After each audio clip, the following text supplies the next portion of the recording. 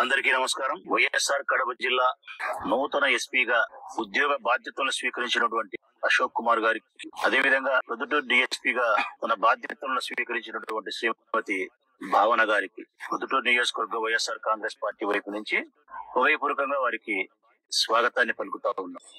Welcome to YSR Kadapa district, welcome to Proddatur. అయితే వారు వచ్చి రాగానే ప్రొద్దుటూరు నియోజకవర్గానికి సంబంధించినటువంటి సమస్యలతో స్వాగతం పలుకుతా ఉన్నాను. కాస్త విచారాన్ని వ్యక్తం చేస్తా ఉన్నా. అయినా నా బాధ్యత నేను నిర్వర్తించాలి కాబట్టి వారికి గౌరవంగా విజ్ఞప్తి చేస్తా ఉన్నా. కనీసం మీరు ఉద్యోగ బాధ్యతలు స్వీకరించిన పిమ్మట ఈ నియోజకవర్గంలో అసాంఘిక కార్యకలాపాల పైన గట్టిగా చర్యలు తీసుకోవాలని విజ్ఞప్తి చేస్తా ఉన్నాం. గడిచిన 5 సంవత్సరాల కాలంలో 2019 నుంచి 24 వరకు జగన్మోహన్ రెడ్డి గారి ప్రభుత్వంలో, మా ప్రభుత్వంలో రాష్ట్ర వ్యాప్తంగా ఎక్కడే గాని క్లబ్బులు తెరుచుకోలే. రాష్ట్ర వ్యాప్తంగా ఎక్కడే గాని క్లబ్బులు తెరుచుకోలే. తెరిచి ఉండబడిన క్లబ్బులను మా ప్రభుత్వం మూత వేయించింది. ఈ రాష్ట్ర ప్రజల యొక్క కుటుంబాల సంతోషం కోసం, ఆర్థిక భద్రత కోసం ఏ ఒక్క క్లబ్ కూడా ఓపెన్ కాలే. ఆ నేపథ్యంలోనే ప్రొద్దుటూరు నియోజకవర్గం జార్జి క్లబ్ అనేది ఒకటింది, సుందరాచార్ల క్లబ్ అనేది ఒకటింది, రిక్రియేషన్ క్లబ్. ఈ 2 క్లబ్బులు కూడా 2019 నుంచి 24 వరకు మూత వేసినారు. ఆడలే, జూదం ఆడలే. ఆ సందర్భంలో కూడా వైఎస్ఆర్ కాంగ్రెస్ పార్టీ శ్రేయోభిలాషులు, నన్ను ప్రేమించే వాళ్ళు, నన్ను అభిమానించే వాళ్ళు ఆ క్లబ్బులలో చాలా మంది ఉన్నారు. ఆ క్లబ్బులలో మెంబర్లుగా ఉండే వాళ్ళందరూ కూడా మర్యాదస్తులే. డాక్టర్లు, లాయర్లు, ఇంజనీర్లు, ఉద్యోగస్తులు, వ్యాపారస్తులు, సమాజంలో గౌరవాన్ని మర్యాదను కలిగిన వాళ్ళే. అందులో అన్ని పార్టీలను ప్రేమించే వాళ్ళు, ఏ పార్టీలకు సంబంధం లేకుండా కూడా ఉంటారు. ఆ నేపథ్యంలో వైఎస్ఆర్ కాంగ్రెస్ పార్టీని నన్ను ప్రేమించే వాళ్ళు ఆనాడు నన్ను కలిసి మా టైం పాస్ కోసం కార్స్ ఆడుకునే వసతిని కల్పించమని నన్ను కోరినారు. ఎస్పీ గారితో మాట్లాడి కార్స్ ఆడే వసతిని కల్పించమని నేను ఎంతో వినయంగా వారికి ప్రేమపూర్వకంగా తెలియజేసిన వాళ్ళ. జగన్మోహన్ రెడ్డి గారు ఒక పాలసీగా తీసుకున్నారు. అది రాష్ట్ర వ్యాప్తంగా జూదాలు నిర్వహించకూడదు, జూదాలు ఉండకూడదు, ఈ రాష్ట్ర ప్రజల యొక్క సంతోషానికి, ఆర్థిక భద్రతకు భంగం వాటిల్లకూడదు అని ఆయన తీసుకునే నిర్ణయాన్ని మనం దాటిపోవడం అనేది అంత మంచిది కాదు.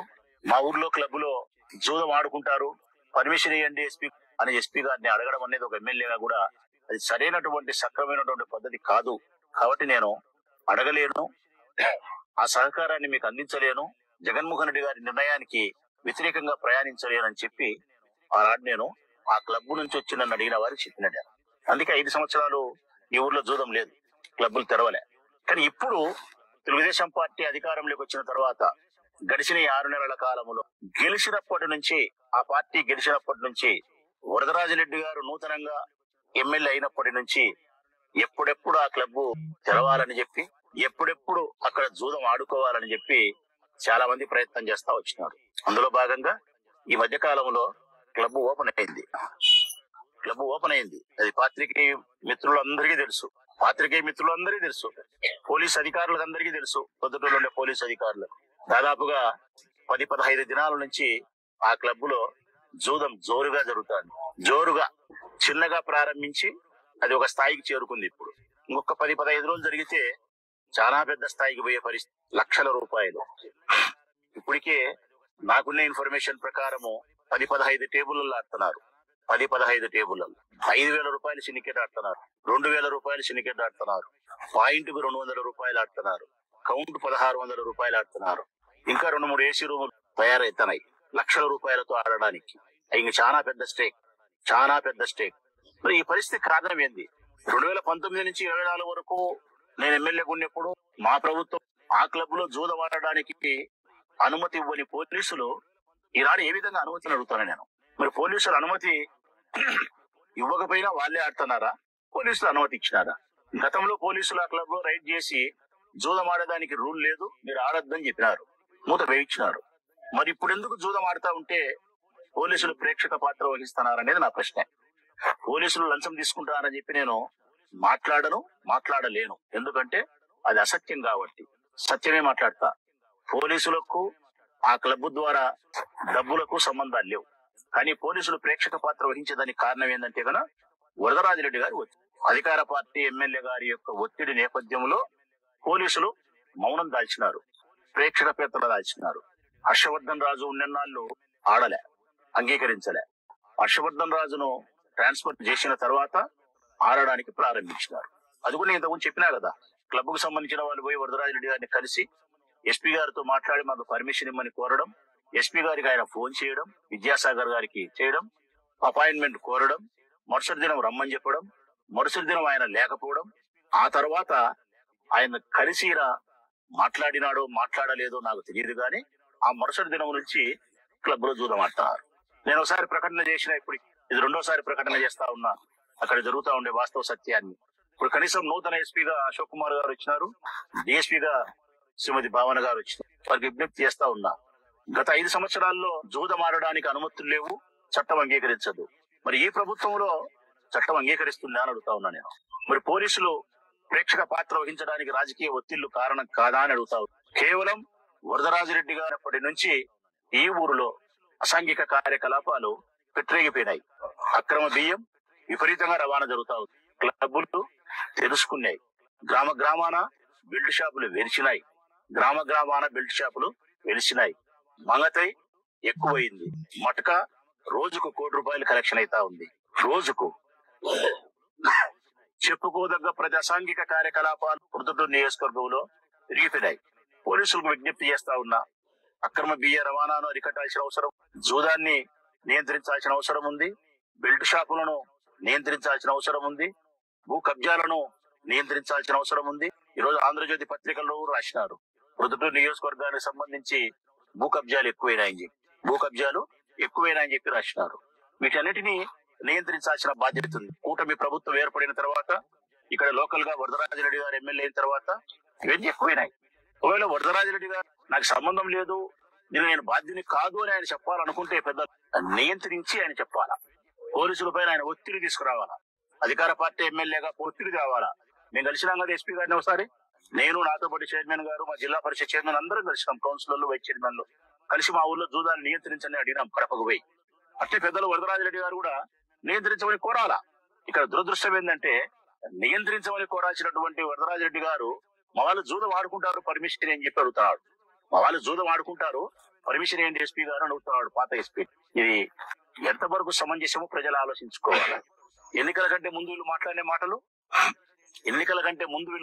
మాటలు నా పైన వీళ్ళు చల్లిన బురద పన్ని కట్టుకొని 3 సంవత్సరాలు విమర్శించారు. వీళ్ళు ఉన్నవి లేనివి అబద్ధాలని చెప్పే ప్రయత్నం చేసినారు. మీడియాను ఉపయోగించి ప్రజల్లో విషయాన్ని నింపే ప్రయత్నం చేసినారు. కేవలం ఎన్నికల్లో గెలిచేదాని కోసం. ఎన్నికల్లో వాళ్ళు గెలవాలంటే కదా నా యొక్క వ్యక్తిత్వాన్ని హీనపరచాలా, హననం చేయాలా. దానికి వాళ్ళు ఎన్నుకునే మార్గం మట్కా, గుట్కా, క్రికెట్, జూదము, బియ్యము, దొంగ నోట్లు, సీఎంఆర్ఎఫ్ చెక్కులు, రౌడిజము, హత్యలు, భూ కబ్జాలు, రిజిస్ట్రేషన్ల ఆస్తుల మార్పిడి, వేశ్యాగృహాలు తప్ప అన్ని చెప్పినారు. నేను ఏ ఒక్కటి చేయలేదని అప్పుడు చెప్పినా ఇప్పుడు చెప్తా ఉన్నా. మేము ఏది ఇచ్చినపోయినా నిర్వహించకపోయినా వాటిని మాకు అంటగట్టే ప్రయత్నం చేసినారు. ఇంకా ప్రవీణ్ అయితే ఒక అడుగు ముందుకేసి, ప్రొద్దుటూరు అంటే దోశలకు ఫేమస్, ప్రొద్దుటూరు అంటే అమ్మవార్షాల కాడ దోశలు నెయ్యితో బాగా వేస్తారు, సుకూరు బిర్యానీ బ్రహ్మాండంగా ఉంటుంది, అమ్మవార్షాల ఉత్సవాలు బ్రహ్మాండంగా చేస్తారు. మరి ఈరోజు ప్రవీణ్ అడుగుతా ఉన్నా, మరి దేనికి ఈ రోజు ప్రసిద్ధి ప్రవీణ్? సుకూరు బిర్యానీక, అమ్మవార్షాల కాడ బాబాయ్ దోశక, లేకుంటే అమ్మవారి ఉత్సవాలక, బంగారు వ్యాపారానిక, కాటన్ బిజినెస్ కా, లేకుంటే వస్త్ర వ్యాపారానికి ఫేమస్ ఇది? దేనికి ఫేమస్? ఇప్పుడు అవి ఫేమస్ అనడంలే. ఇక్కడ క్లబ్ లో జూదం ఆడుకో, చౌక దుకాణాల నుంచి బియ్యం ఎంతైనా కొని నల్ల బజారుకు అమ్మవచ్చు, మంగతయ్య బాగా ఆడుకో, బెల్ట్ షాపులు ఊరూరా 4 ఉన్నాయి, భూములు బ్రహ్మాండంగా కబ్జా చేసుకోవచ్చు, వీటికి ప్రసిద్ధి. మరి ఇప్పుడు ప్రస్తావించడా ప్రవీణ్? ఇప్పుడు ప్రశ్నించడా ప్రవీణ్? ఇప్పుడు వీటిని నియంత్రించి పాదం మోపడా భారతీయుడు? ఎవరు భారతీయుడు? మా గురువు వరదరాజిరెడ్డి గారు. ఎన్నికల కంటే ముందు మాట్లాడినారు కదా ఆయన, ఊరు చెడిపోయింది, ఎవరు జూదం అయిపోయింది, ఎవరు అదైపోయింది, ఇదైపోయింది, సర్వనాశనం చేసినారు, దుర్గంధపూరితం అయిపోయింది అన్నాడు. ఇప్పుడు రాలేదా పెద్ద ఆయన వాసన? దుర్గంధపూరితమైన వాసన ప్రజలు ఇప్పుడు మీకు రావడం లేదా? అసాంఘిక కార్యకలాపాల ద్వారా మీరేమైనా పోలీసుల పైన ఒత్తిడి చేయకపోతే పోలీసులు వాళ్ళ డ్యూటీ వాళ్ళు సక్రమంగా చేస్తారు, వాళ్ళ బాధ్యతలు వాళ్ళు సక్రమంగా నిర్వర్తిస్తారు. ప్రొద్దుటూరులో నేను గతంలో కూడా చెప్పినా, ప్రొద్దుటూరులో ఉండబడినటువంటి ఏ పోలీస్ ఆఫీసర్ కూడా చెడ్డవాడు కాదు అని చెప్పిన నేను, ప్రతిపక్షంలో ఉండి చెప్పిన నేను. వాళ్ళేమీ మా పైన తప్పుడు కేసులు ఇంతవరకు పెట్టలే, మమ్మల్ని ఏమీ వాళ్ళు బాధ పెట్టే ప్రయత్నం చేయలే, వాళ్ళ డ్యూటీ వాళ్ళు సక్రమంగా చేస్తున్నారు. ఈ అసాంఘిక కార్యకలాపాలతో డబ్బులు తీసుకోలే, కానీ ప్రేక్షక పాత్ర వహిస్తున్నారు. ఇప్పుడు ప్రేక్షక పాత్ర వహించేదానికి కారణం వరదరాజిరెడ్డి గారి యొక్క ఒత్తిడి. మరి ఆయన ఒత్తిడి తన మనసులో జూదం ఆడుకోవాలని చెప్పి చేస్తున్నాడో, లేకపోతే జార్జి క్లబ్ నుంచి ఆయనకు ఏమన్నా మామూలు వస్తున్నాయో నాకు తెలియదు. మరి మీకు చెడ్డ పేరు వచ్చేటప్పుడు మీ పాత్ర లేకపోయినా, ఎమ్మెల్యే గారి పాత్ర లేకపోయినా ఎమ్మెల్యే గారి చెడ్డ పేరు వస్తుందని వరదరాజిరెడ్డి గారు ఎందుకు దాన్ని నియంత్రించడంలే? క్లబ్బులో జూదం ఆడుకునే వాళ్ళు ప్రెస్ మీట్లు పెట్టి రాజకీయ నాయకులు విమర్శించే స్థాయికి వచ్చినారంటే, సర్కిల్ ఇన్స్పెక్టర్ క్లబ్ లేకపోతే ఆయన సమక్షంలోనే మేము జూదం ఆడతాం, ఏం చేసుకుంటాం చేసుకోపని చెప్పి 3 టౌన్ సిఐ దగ్గర మాట్లాడుతున్నారంటే ఈ స్థాయికి ఏ విధంగా పోగలిగినారు వాళ్ళు? ఎవరిని చూసుకొని పోగలిగినారు ఈ స్థాయికి వాళ్ళు? పోలీసులు అంటే ఏమాత్రమే గాని గౌరవం, చట్టం అంటే ఏమాత్రమే గాని భయం లేకుండా వారంతా దురుసుగా క్లబ్ లో జూదం ఆడుకుంటూ వచ్చినారంటే సాయంకాలం 4 నుంచి రాత్రి 11 వరకు. దానికి కారణం స్థానిక ఎమ్మెల్యే వరదరాజిరెడ్డి గారి బలం చూసుకొని, అధికార పార్టీ తెలుగుదేశం పార్టీ యొక్క అధికారాన్ని చూసుకొని పోలీసులు మమ్మల్ని ఏమీ చేయలేరు, అంతే కదా. నేను అడుగుతా ఉన్న ప్రజలను, నాడు వరదరాజిరెడ్డి గారు తెలుగుదేశం పార్టీ నాయకులు మాట్లాడిన మాటలు ఏంటి, నేడు ప్రొద్దుటూరు నియోజకవర్గంలో జరుగుతున్న అసాంఘిక కార్యకలాపాలు ఏంటి అంటే, దీన్ని బట్టి ఏమర్థమవుతుంది అంటే కదా, నీతులు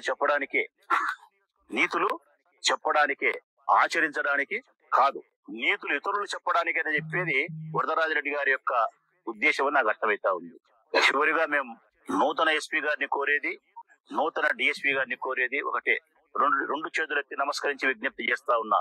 మాజీ శాసనసభ సభ్యునిగా, ఈ ప్రొద్దుటూరు నియోజకవర్గ వైఎస్ఆర్ కాంగ్రెస్ పార్టీ నాయకునిగా, స్థానిక సంస్థలంతా మేమే ఉండాం, ఇంకా జిల్లా పరిషత్ చైర్మన్ మేమే ఉండాం, మున్సిపల్ చైర్మన్ మేమే ఉండాం, మున్సిపల్ వైస్ చైర్మన్ మేమే ఉండాం, మండలాధ్యక్షులు మేమే ఉండాం, ఎంపీటీసీలో మేమే ఉండాం, కౌన్సిలర్లు మేమే ఉండాం, సర్పంచ్లో మెండుగా మేమే ఉన్నాం.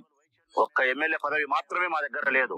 ప్రజా సమస్యల పరిష్కారానికి పోరాటం చేయడానికి కావలసినటువంటి బాధ్యత, హక్కు మా దగ్గర మిగిలి ఉంది.